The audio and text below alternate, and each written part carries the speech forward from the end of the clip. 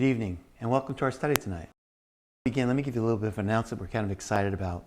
We just received the first 5 Psalm books from our publisher. They'll be available starting tomorrow on markcorrell.com, our website, either as singles or at a discount for all 5. You can save shipping and handling if you come to the Healing Place Church on February 19th, where I'll be preaching. So we're also very excited about our John study. I can hardly wait to get to it.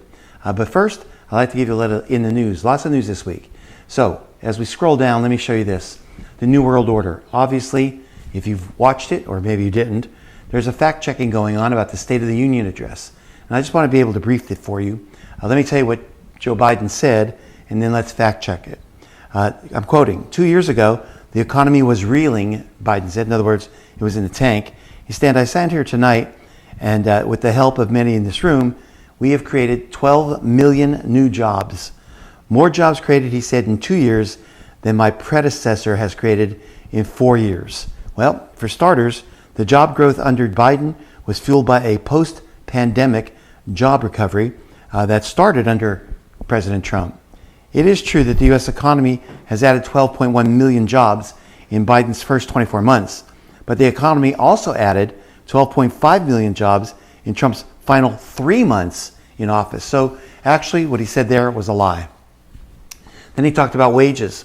He said, quote, inflation has fallen every month for the last 6 months, while take-home pay has gone up. That is a half lie, maybe a full lie. Real weekly earnings, adjusted for inflation and measured in dollars, valued at their average level, actually declined 4% since Biden took office in January. So he lied to us. He told us that wages have gone up. Yeah, they've gone up, but not at the price of inflation going up. It's gone up way higher. Then he said the deficit was down due to expiring COVID-19 relief. Biden boasted that he reduced the deficit by a record $1.7 trillion. And of course, everyone in the House that was Democrats cheered all these things, but they need to really understand what's going on here. Most of the reductions in deficits is a result of expiring emergency pandemic spending. It stopped shortly after Biden took office and before any of Biden's financial policies were enacted. So basically, he did not reduce the deficit. That deficit was coming down in spite of him or before him. Biden argues that the growth in the economy as a result of his policies are the reason why deficits dropped. But the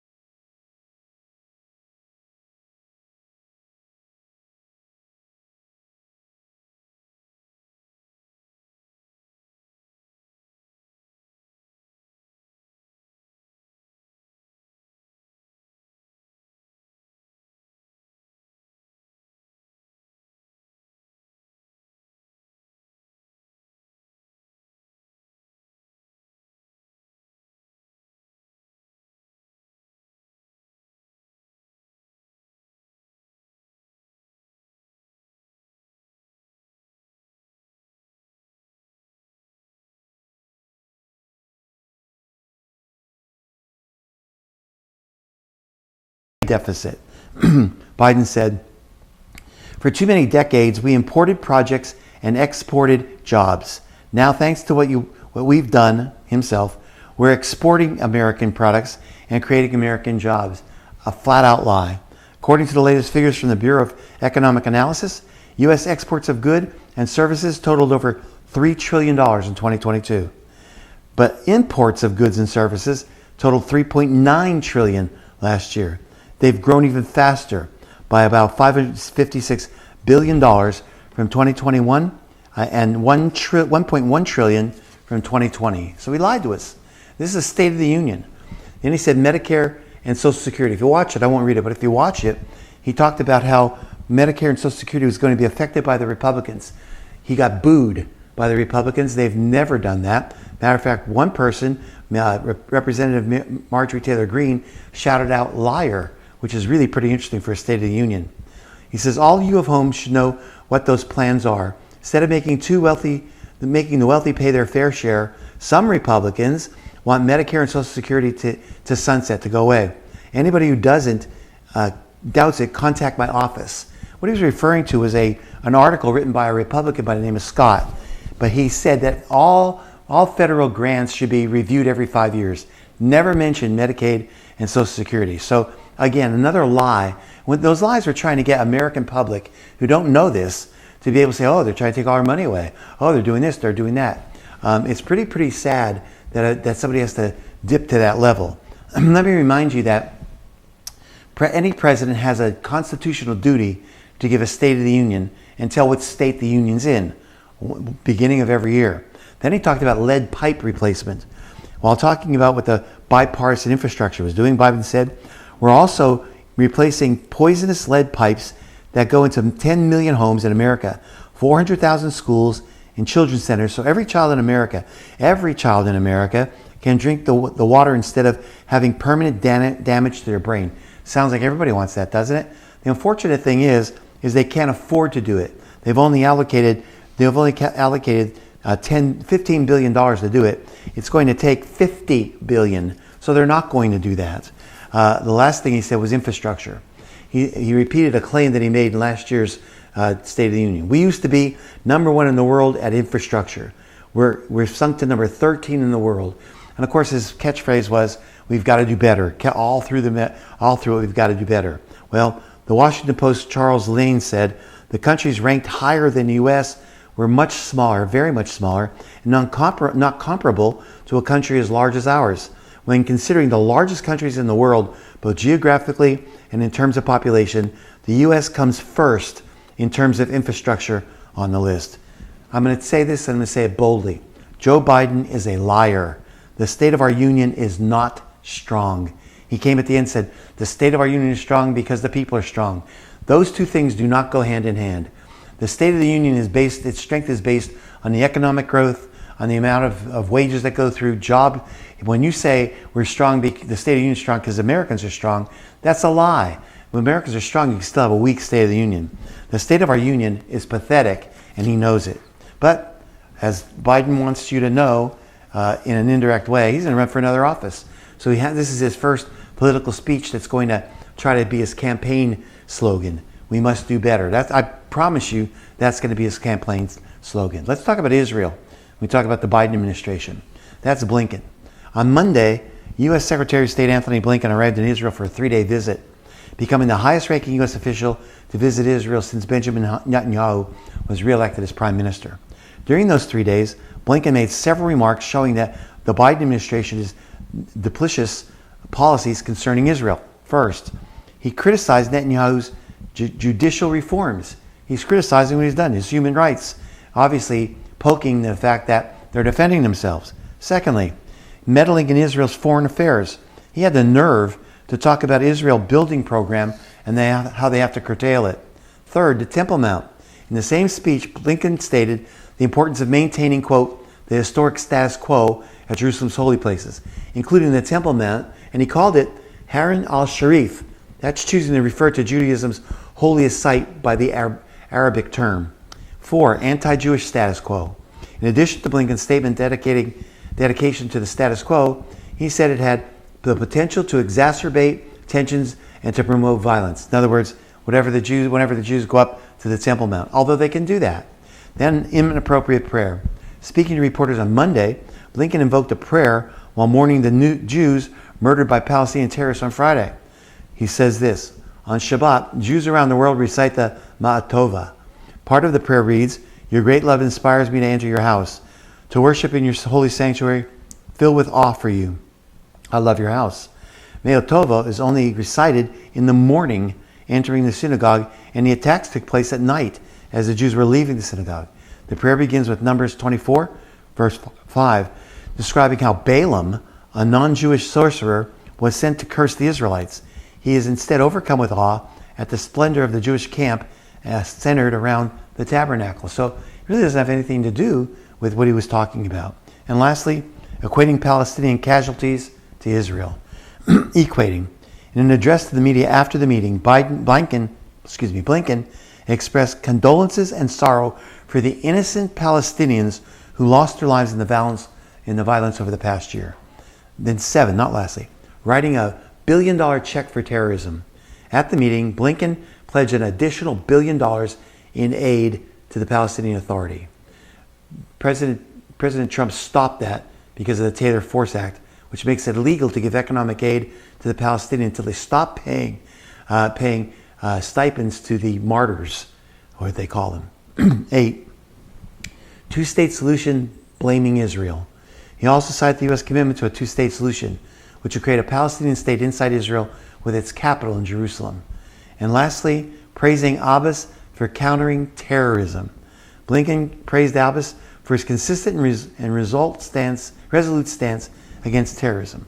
Blinken is blinking for sure. He's not just blinking, he's blind.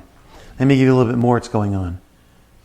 Under the economy, this article says, emerging global food crisis to get worse in 2023. Excuse me, I've been telling you this for a while. The worst case scenario that many of the experts feared is starting to play out right in front of our eyes. In response to tightening food supplies, prices are surging all over the planet, and the number of desperately hungry people is exploding. Unfortunately, the crisis is not going to be just temporary.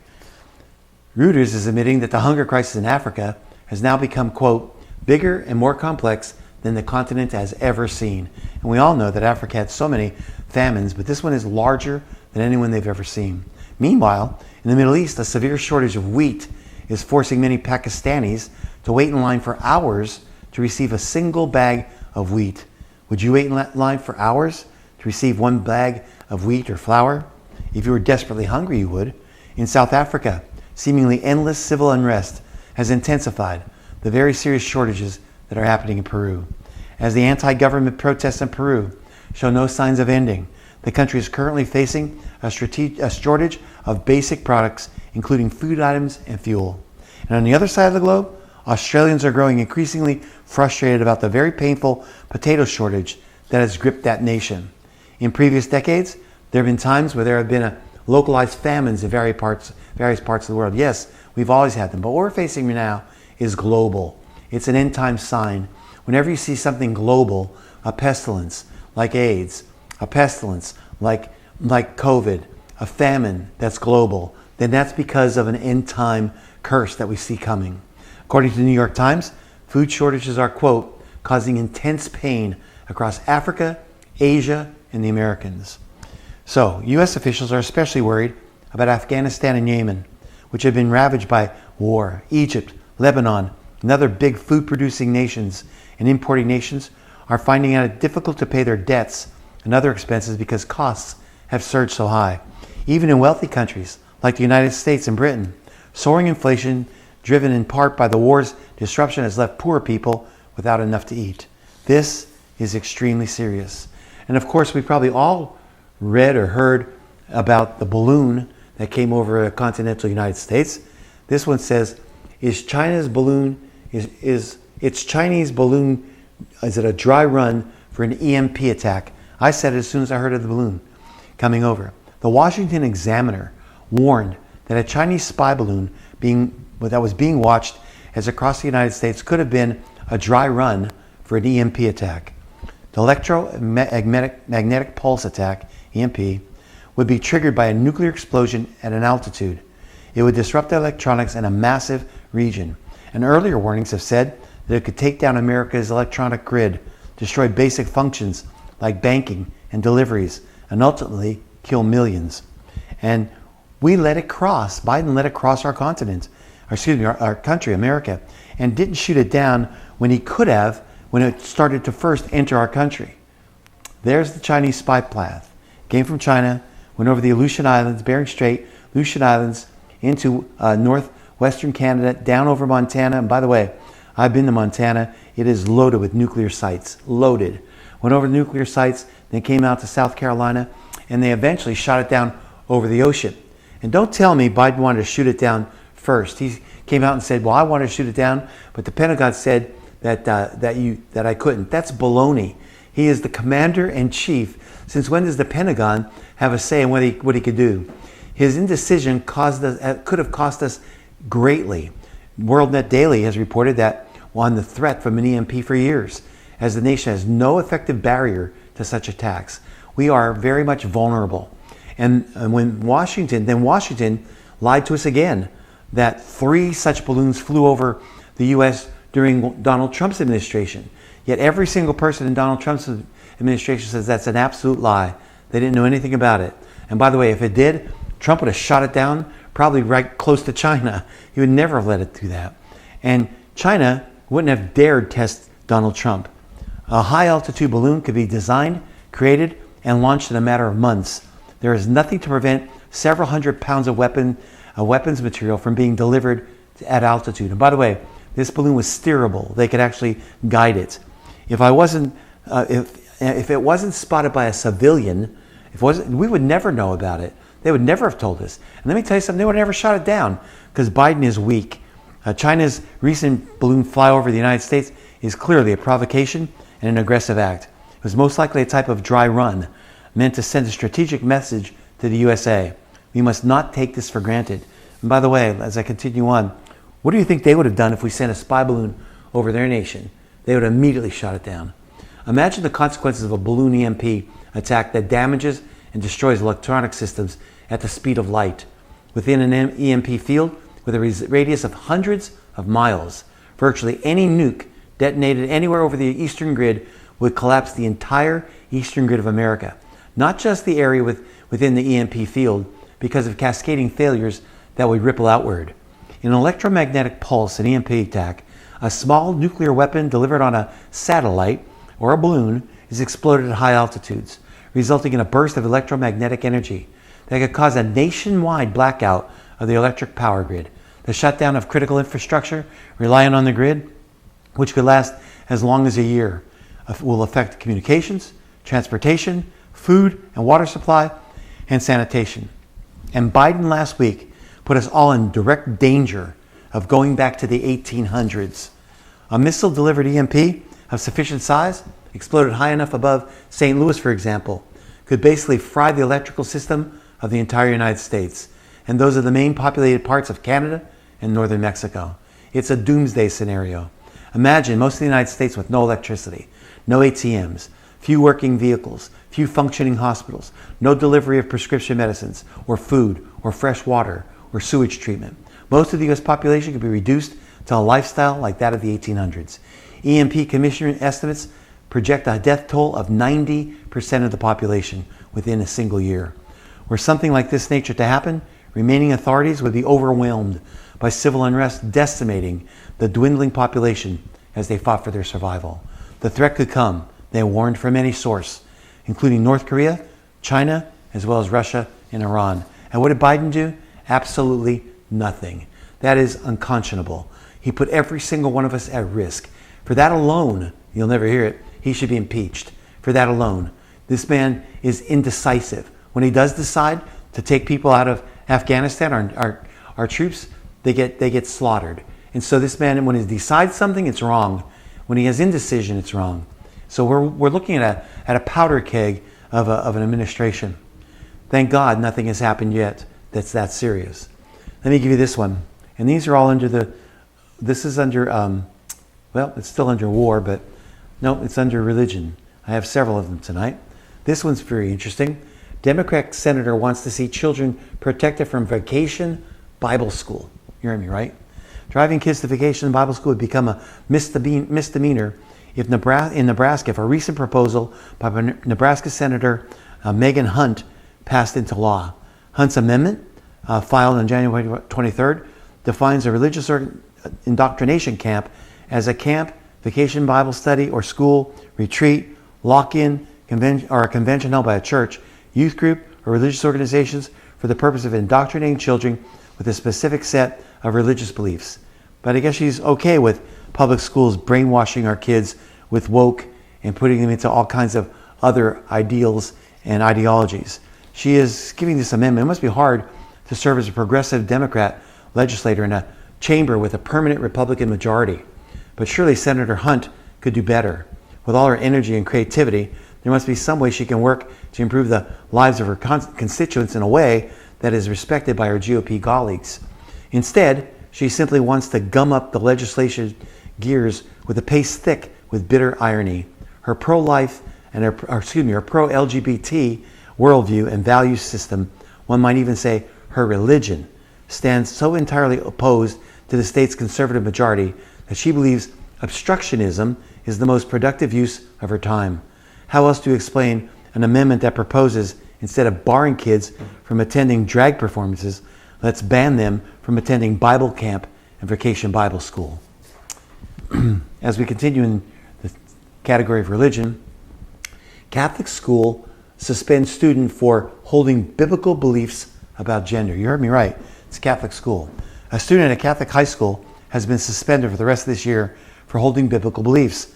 That would be that God created men and women and they don't change back and forth. The school determined that belief could leave someone else with injured feelings, so the student had to go. I got news for that Catholic school. You read your Bible, you're going to get some injured feelings. You know, the Bible gives us specifics about what God intends for us and what God will punish. Now he and his lawyers, the student, are bringing the fight to Ontario Human Rights Tribunal because of the religious discrimination component of the dispute. The student, his name is Alexander, told the Epoch Times, "The offense is obviously defined by the offended. I expressed my religious beliefs in class and it spiraled out of control. Not everybody's going to like that. That doesn't make me a bully. It doesn't mean I'm harassing anyone. They expressed their beliefs and I expressed mine. Mine obviously didn't fit the narrative." So we're watching this, and Canada is something we really need to watch. Because what happens in Canada and England, which they're connected, usually comes to the United States pretty quick. No one should be surprised that it happened in Canada. The country is led by a globalist authoritarian who has declared war on both people of faith and conservatives. Trudeau is a demon. It was only a few days earlier that the bishop in Church of England has called police and reported a member, one of his members to the police, because that member holds the same biblical beliefs. It is a Decision magazine that documented the situation involving the attack from Anglican Bishop of Coventry, England, on church member Sam Margrave. Christian Concern explained that Margrave already had been the target of death threats from LGBT activists because he's argued on social media against queer theory, which targets Christianity and Judaism with the goal of smashing heteronormativity, the belief that normal relationships between a man and a woman are God-given. So we're watching this thing happen and spiral everywhere in our world. It's coming to America. It already is here. And why will it take hold? Because of this, the collapse of faith in America. Once upon a time, the United States was known as a Christian nation, but now our country is moving away from these roots at a pace that's absolutely breathtaking. In 1972, a Pew Research survey found that 92% of all Americans identify as Christians. But the most recent Pew survey asked this question, discovered only 63% of Americans still identify as Christians. During this time, the share of U.S. adults are identifying has fallen from 78% just 2 years ago to 63%. Assuming this trend continues, it won't be too long before we're under 50%. And it's very important to note that many Americans that still identify as Christians want absolutely nothing to do with the Christian values. As a result, a large number of churches are being forced to close all over the nation. I heard a statistic that said 1 to 2 per day. In fact, a recent Guardian article claimed that thousands of churches are closing each year. At one time, virtually every nation in the Western world was heavily Christian, but now most of them have been transformed into post-Christian societies. It could be argued that the United States is already there as well. And one recent survey found that most parents do not consider it to be important to pass their faith onto their children. How sad. As Americans increasingly move away from what they have previously believed, it is inevitable that more churches will close. Meanwhile, many of the institutions that still remain are bitterly divided over sexuality. This week, the United Methodist Church announced a proposal on last Friday, to split the denomination regarding its beliefs on same-sex marriage. Gay clubs operate openly in Catholic seminaries. Pope Benedict, on December 31st, at the age of 95, said that the vocational training of the next generation of priests is on the verge of collapse. He claimed that some bishops allow trainee priests to watch pornographic films as an outlet for their sexual urges. Our culture is being fundamentally transformed all around us, and many prominent Christian leaders are deeply concerned about where things are headed, as well as I am. During a recent interview, Franklin Graham warned about what would happen if we do not change.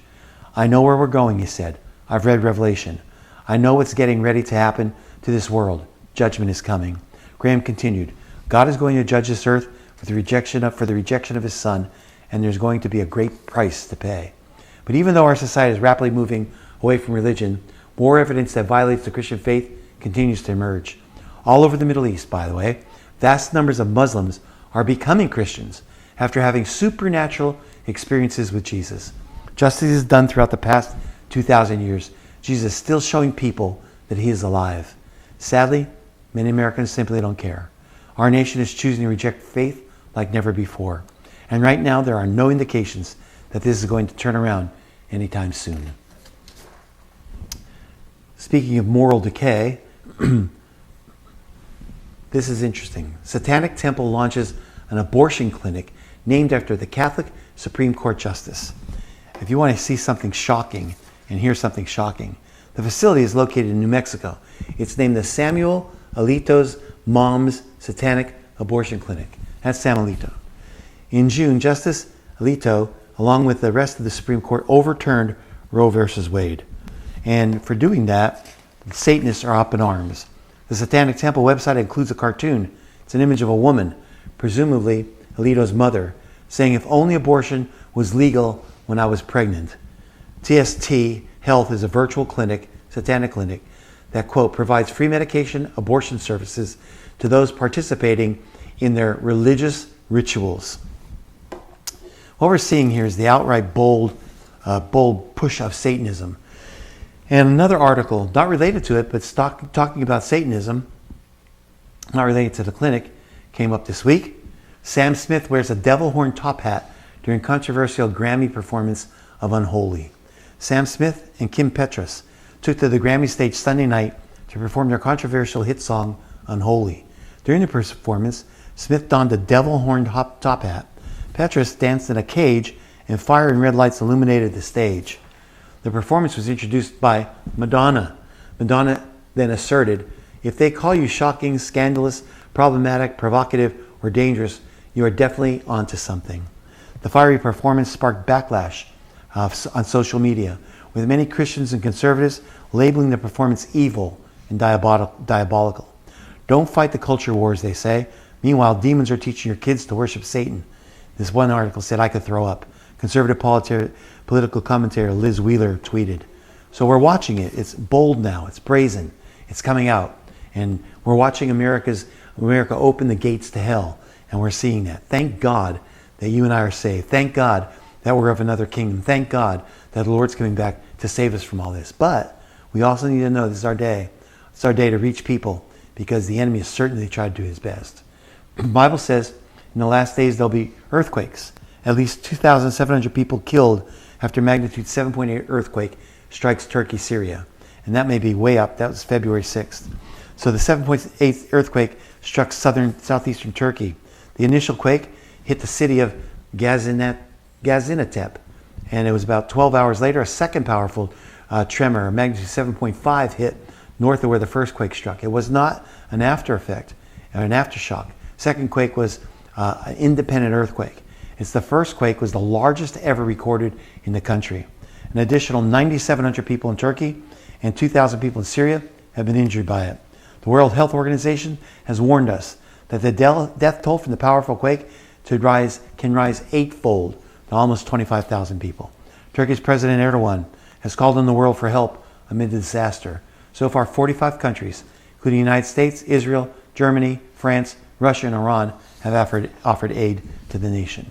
And this last one, as we study John chapter 1, we won't do that until next week, Lord willing, we'll talk about something that has to do with lightning. And it's interesting because I've been thinking about it and ruminating on it, what John said about Jesus.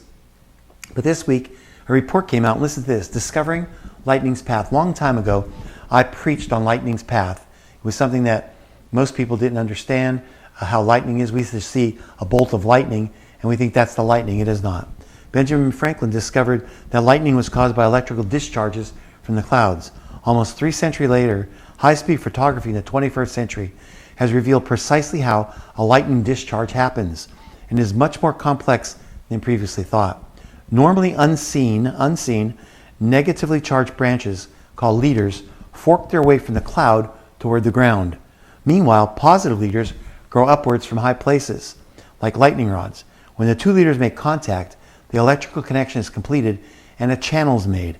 Instantly, a massive high current discharge, which is called a return stroke, occurs between the ground and the cloud along this pathway. This return stroke is what the human eye sees. So lightning happens before you see it. It happens with a negative and positive charge coming from the clouds and the earth.